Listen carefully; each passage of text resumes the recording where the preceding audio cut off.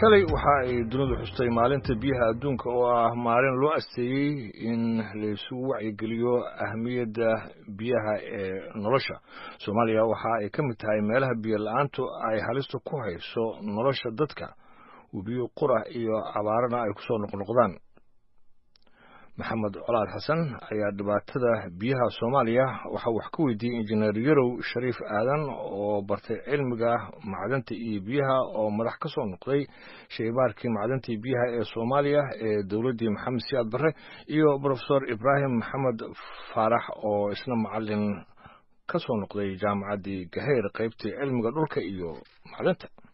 والله horta biyahaas aniga mar hor dhowr jeer aan sheegnay Soomaaliya horta biyo la'aan ma dhici karto, way jirtaa laba wiil socdaan ay jiraan biyo hoos dhulka hoostiisa underground ka socdaa jira, laakiin qorshe xumaa jirta meesha tan waa la og yahay. markii Ilaahay subxaanahu wa ta'ala nabi Yuusuf oo 7 sano insaan ku talagal waqtiga aniga nafasaan leeyahay roob aan wax kasta aan leenahay ma ka faa'iideysanayno. taas dhowr jeer aan sheegnay meesha la dhihi karo ugu dhib badan oo maartay biyo la'aanta Soomaaliya oo qahar ay u baahan tahay bakool iyo dhulkaas weeye, waayo rig markaa qodid intaas mitra qoraysa, laakiin intii kaleba biyahooda waa iska caadi weeye.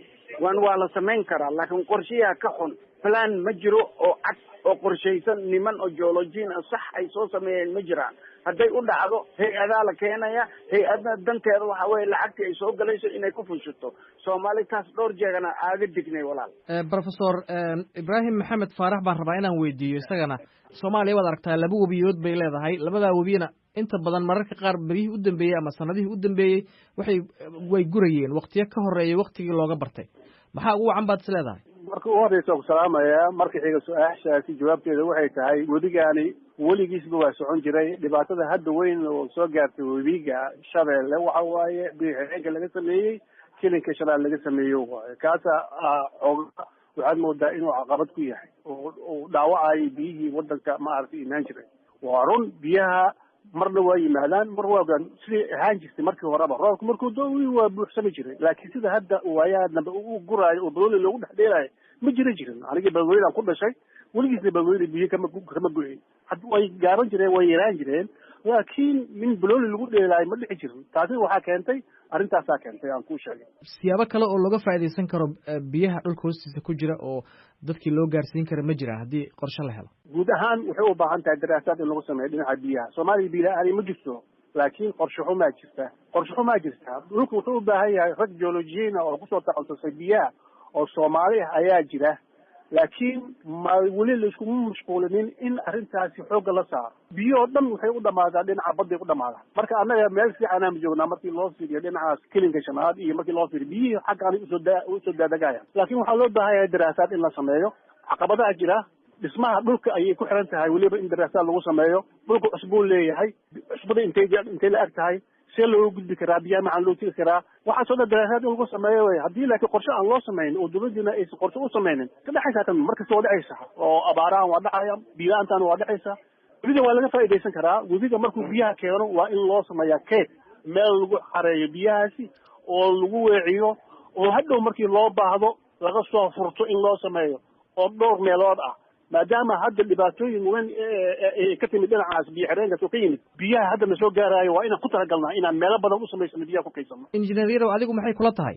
anaga dhulkeena waxa u badan waxa la yiraahdo limestone-kana biyuhu ku socon karaa iyo petroolka ku socon karaa. marka waxa weeye limestone-kaas haddii oo laga qodo biyo meel kasta waa laga helayaa.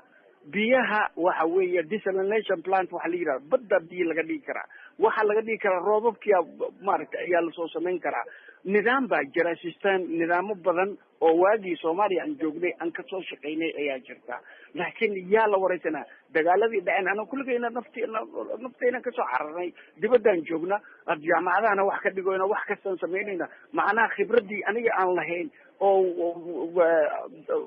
generationkeena aan waanin lahayn aniga hadda maaragtay meeshaan aan kulli go-oyna nafteyna ku waaynayna. marka waxa waaye dawladda Soomaaliya waa ku khasban tahay in arrintaani dheg ay u dhigato. ummadda Soomaaliyeedna waa ina taas iska dayso maaragtay goboladani waxa la isku haysto oo lasii daayo oo maaragtay loo soo jeesto dalkii sidii maaragtay laga bilaabo maantadan ha u malaynayna nolosha inay sahal tahay waxa dagaal ka dhici doona dagaal biyeed waaya adduunyada taasaa lagula dagaalamayo hadda masar iyo sudan iyo kulligooda fiir maxay isku haystaan biyaha wey biyaha Ethiopia ka soo baxa Kenyan Ethiopia ka soo baxa wabiga Abay la yiraahdo oo maaragtay iyo dhulkaas uu soo maraya macnaheedu waxa way biyahan salka mara waxa ka sii badan kan hoos marayan yaxay technology-an u haysana waa sameyn karna dawladda Soomaaliya dhigaha u dhigto warkeena kuwaasna waxay ahaayeen injineer Yarow Shariif Aadan oo bartay cilmiga macdinta